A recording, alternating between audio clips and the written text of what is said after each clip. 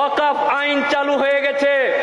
মসজিদ, দরগা, খানকা, কবরস্থান সমস্ত কিছু 5ই ডিসেম্বরের মধ্যে আপনাকে উম্মিদ পোর্টালে আপনাকে রেজিস্টার বা নথিভুক্ত করতে হবে।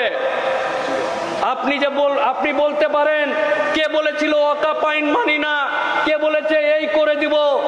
আপনাকে বলে দিই এই এলাকার মানুষ না, আপনার বাপ কিছু আটকাতে পেরেছে আজ অব্দি? আপনার বাপও কিছু আটকাতে পারেনি, আপনার দাদাও পারেনি, মরে গেছে। না আপনার বাপ পেরেছে, না আপনার দাদু পেরেছে, না আপনি পেরেছেন। যখন পারেননি তখন আইন অনুযায়ী, এই দেশের নাগরিক অনুযায়ী, দেশের সংবিধানকে গুরুত্ব দিয়ে এবং সম্মান দিয়ে যে আইনি প্রসিডিওর আছে সেই প্রসিডিওর মেনটেন করবেন। কে নাটক করে মিছিল করে বলে দিল এটা করতে দিব না, আমি দেখে নিব, তার বাপও দেখতে পারেনি, মরে গেছে।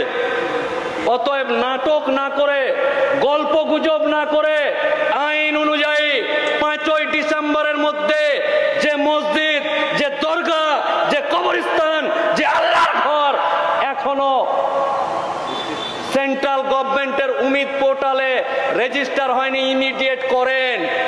এই এলাকার মাস্টারমশাই, এই এলাকার ডাক্তার বাবু, এই এলাকার শিক্ষিত যুবক, এই এলাকার পয়সাওয়ালা মানুষ, এই এলাকার মেধাবী ছাত্র ছাত্রী, তাদের প্রতি আমার বক্তব্য, আমার মঞ্চের সামনে থাকা দিন আনা দিন খাওয়া এই মানুষগুলোর কাছে আমার আবেদন নেই।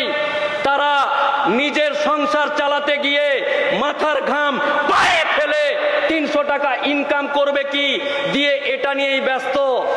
ব্রাদারান ইসলাম, আমার বক্তব্য এই এলাকার শিক্ষিত যুবক, পয়সাওয়ালা, ইসলাম ধর্মাবলম্বী মানুষ, তাদের কাছে, পয়সাওয়ালা শিক্ষিত যুবক এবং মানুষদের প্রতি, হে আমার ভাই, হে আমার জাত, হে আমার কম, আপনার ভাই কলিজা ছিঁড়ে আপনাদেরকে বলতে এসছে, এই যে আমার সামনে বসে থাকা জাতি, এই জাতি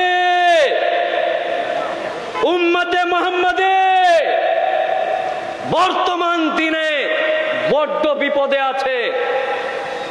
আপনারা জানেন কি না জানি না, টিভিতে শুনেছেন, পেপারে দেখেছেন, মিডিয়াতে দেখেছেন, এক এক করে আমার বাপ চাচাদের অসচেতনতার কারণে, না জেগে যাওয়ার কারণে, লোকের পিছনে তেল মারতে মারতে আজকে আমার জাত এবং সম্প্রদায়ের উপর বড় বিপদ নেমে এসেছে। আল্লাহর ঘর, আপনার ঘরে একটু যদি মোটর সাইকেলের ধাক্কা লেগে প্লাস্টার উঠে যায়, তাহলে আপনি বিভিন্ন রকম কেস কাচারি মামলা করে 3 মাস 6 মাস কোর্টে ঘোরাঘুরি করেন।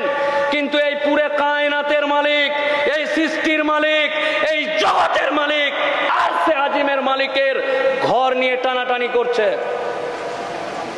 ব্রাদারান ইসলাম, আপনার প্রিয় আব্বাজান, আপনার দাদু, আপনার মা, যে মা আপনাকে 9 মাস পেটে ধরে কবরে চলে গেছে, শান্তির ঘুম দিচ্ছে, আল্লাহর সারে ডাকে সাড়া দিয়ে কবরে চলে গেছে, যারা আমার পূর্বপুরুষেরা কবরে শুয়ে আছে, ওই মানুষগুলোর পা ধরে টানাটানি করছে, অর্থাৎ কবরস্থান নিয়ে টানাটানি করছে।